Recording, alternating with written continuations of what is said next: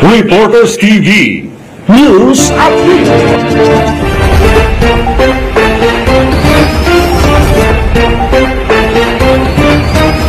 Narito ang 10-point agenda ni Secretary Suharto T. Magundadato, TESDA Director General para sa pinaigting at pinahusay na serbisyo publiko ng TESDA.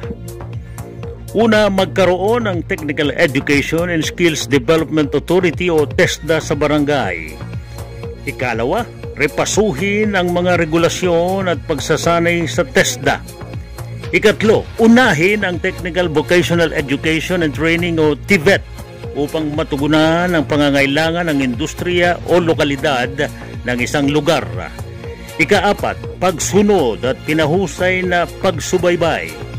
Ikalima, isulong ang mahusay at mas madaling paraan ng pagpaparehistro at pag-a-apply para sa scholarship program ng TESDA.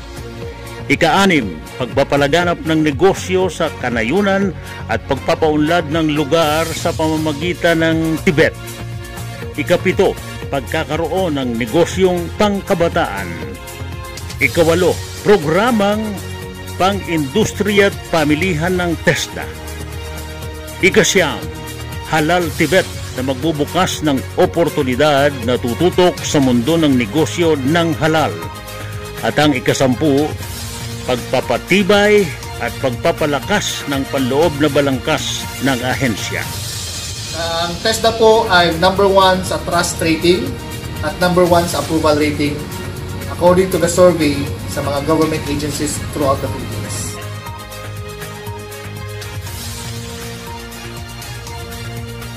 Yan ang report ko si Charlie Mendoza. Reporters TV, your ultimate media channel. Reporters TV News Update.